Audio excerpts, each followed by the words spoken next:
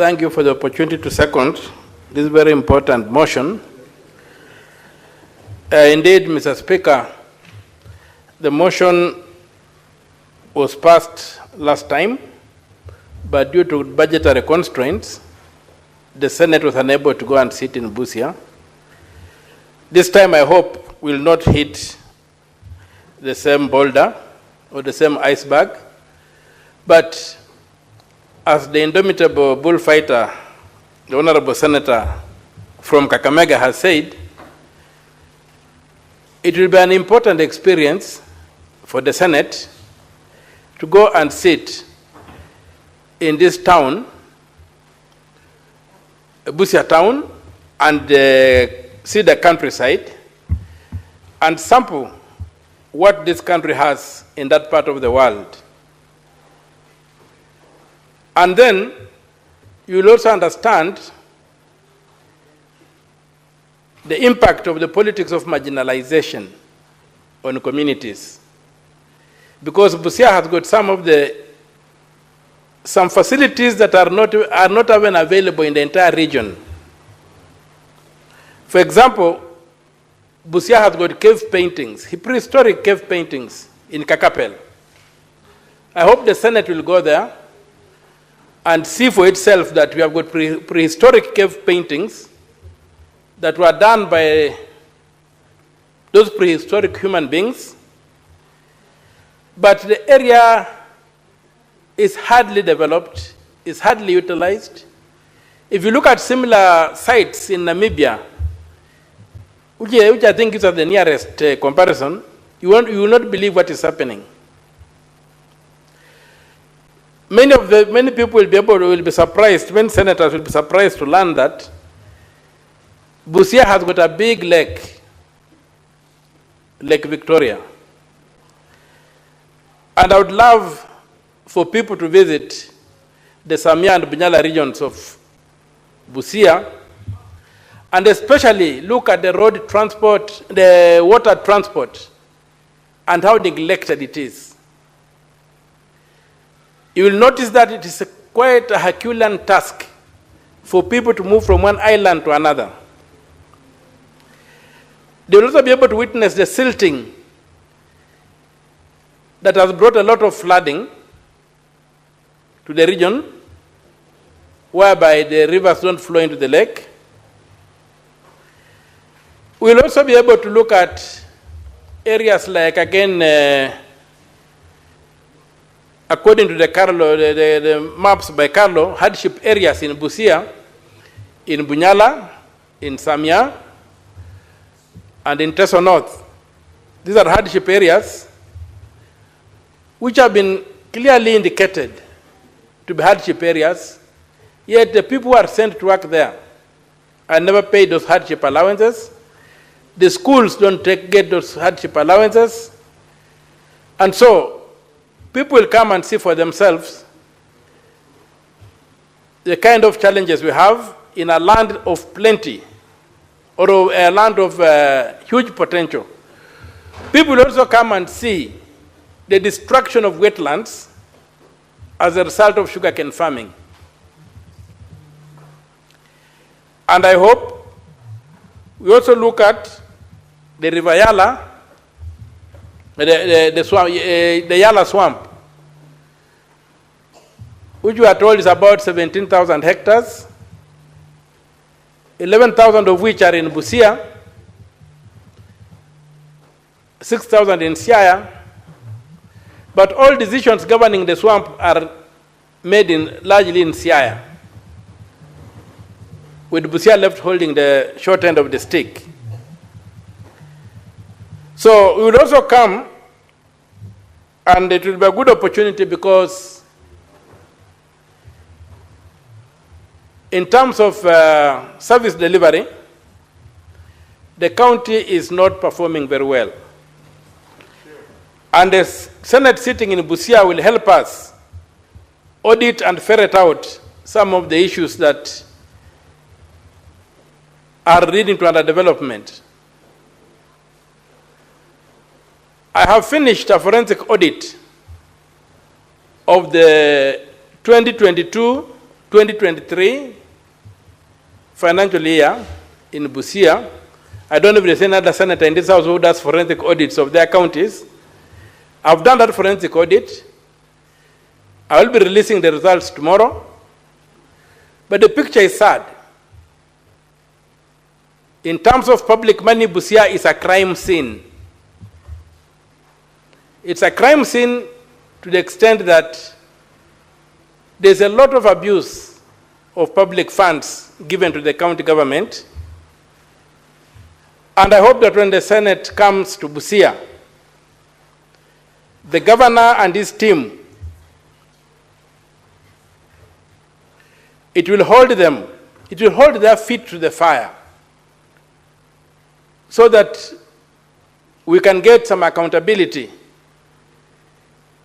on the ground. You will see for yourselves the level of underdevelopment.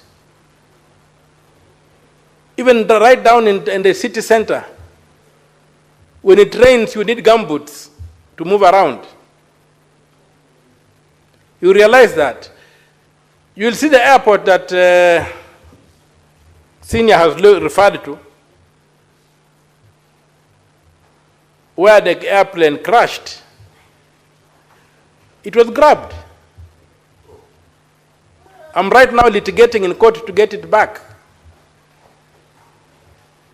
And I'm happy to report that my litigation was made a bit easy when Mr. Muturi Justin was the AG. Because before that, the Office of the Attorney General was supporting the grabbers. But when Mr. Muturi came in, he gave the correct record and we are waiting for a verdict in court. In fact, the hearing is on Wednesday over that airstrip. You will see that the airstrip has been grabbed. You will see the congestion of the trucks, the one-stop border point. Yes, it came. You will stand on the Kenyan side, and as the crow flies, look across the border to the Ugandan side. And you'll wonder why the Ugandan side infrastructure is much superior to the Kenyan side, yet the financials are the same, and the locations were the same. It's a very sad situation for us, because even when you drive to Namanga,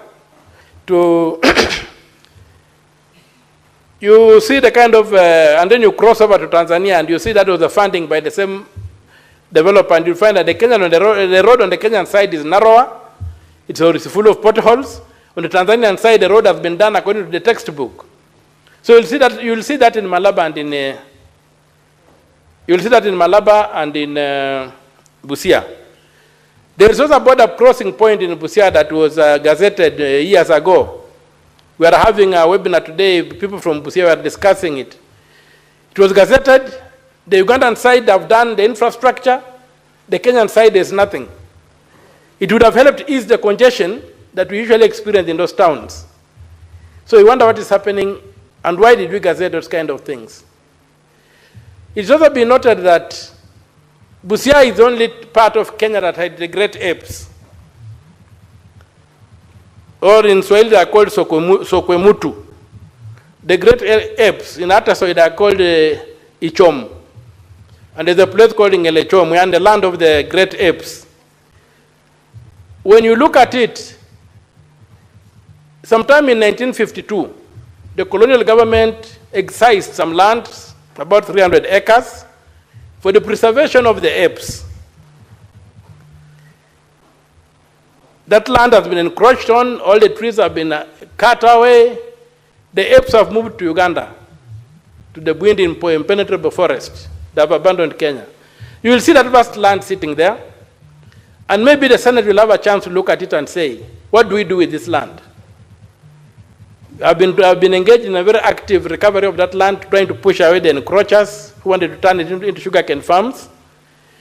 And these are the unique things because people are going to Uganda to see great apes. We had them in Kenya, but we have not just looked after them. Now look at what kind of potential is that for tourism? You have a lake, you have prehistoric sites, you have got the great apes. But the place is that poor. Nobody cares about it. Some of these things don't require the guidance. Some of these things are national. The governor just came in the other day. We have had independence from 1963. Why were they not developed like other parts of the country? Yeah, was it an idle talk when Idi Amin said that the border of Uganda is in Naivasha? It was not. Because that area was totally neglected. So we need to look at historical injustice. Of course, the governors have committed their sins. But their sins are not the original sin. Their sins are basically transactional. They are not structural. We have structural sins in this country that need to be addressed. So when you come to Busia, you'll be able to see what we are talking about. Of course, the governor will have to be held to account, and I will want them to hold him to account. And as I said, I will be releasing my report, my forensic audit report tomorrow. And you'll see what I've unearthed. And I will urge every senator to try and do the same. To try and do forensic audits on the accounts of their county governments. And you'll see the kind of problems we are facing. So, Mr. Speaker, sir, I'm really excited, I'm really happy, and I'm prepared to host the people of Kenya in Busia. And by the Senate going to Busia, it underscores my statement that no senator is a senator of a county.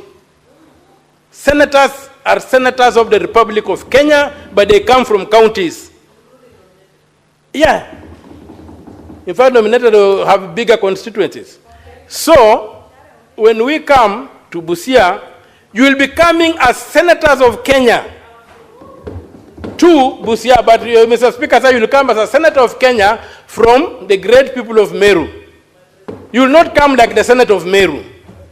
In your oath of office, Meru never appeared. But in your governor's oath of office, Meru appears. So when you come, you are coming as a national leader with the full rights to be in Busia as the senator of the Republic of Kenya from Meru. And you can ask any question. That's why it's very important that this House adopts the correct phraseology when referring to senators, and the National Assembly does equally the same. This business of saying that Senator of Nandi, how Cherargei is a senator of Kenya. He only comes from Nandi. But the senator of Kenya, when he votes here, he makes a law that covers the whole country. If he blocks a law here, the entire country does not get that law. So we must get the correct phraseology to give ourselves the mindset to understand who we are. We cannot deliver on our mandate if we don't know who we are. We are not village boys. So by coming to Busia, you'll be coming as senators of the Republic of Kenya who have got every right to be in Busia and to exercise authority. My governor of Busia cannot even go and say anything in Siaya. He's a foreigner there. But Cherargei can go to Wajir and Gorge and charge and do everything he wants to do there. So let us get the correct physiology of who we are. And this is an opportunity to understand that. I really get offended when we talk of a senator of Nairobi. How? Mr. Sifuna, yes, the things he does in this country is for the whole country. It's for the whole nation. He just happens to come from Nairobi. But he's a senator of the Republic of Kenya. My member of parliament, the local area where I come from, Teso South, is called Madam Honorable Mary Mase. She is a member of parliament of the Republic of Kenya, but from Teso South. We must get that phraseology to give us that national outlook. Otherwise, we begin looking, pigeonholing when we look at the problems of this country. We must stand on the balcony as national leaders and have a world view that is not restrained by choosing to stand in your small villages. So I welcome you to the county of Busia, and Mrs. Funa has just walked in. I'm saying that I said that in Busia, we have got everything that this country needs. But because of our bad politics and history, the original sin of this country, we were marginalized, and even the great apes we had, with a complete park for the apes, is no longer have moved to Bwindi impenetrable forest in Uganda because nobody cared about them. Now the land has become a grazing site. So, Mr. Speaker, sir, Also, I say that this idea, this concept of the Senate choosing to sit in counties is absolutely important, as it gives that county or the people of Kenya to understand that we are one country, we are one nation. We just have regions and what have you, but we are one people, we are one nation, and I'll welcome you. My brother says I don't work presidential. When you come to Busia, I may even be imperial. I may even be imperial, but I'll work presidential. So most welcome, I'm most happy, I'm excited, and I hope my governor too will be excited, and we will together be able to host the great people of Kenya. And I know when you come to Busia, all the assets that you'll carry to the assembly, whatever will be left there, so Busia will be the richer. And MCS will be the richer, and all of us will be the richer. So, Mr. Speaker, sir, with those few remarks, I support the motion. Thank you. Thank you, Senator Okiya Omtatah. Thank you for seconding. But Senator Karongo Wadhango has been really grappling to hear the social aspects of Busia County. You have omitted that part, which is very, very important as well.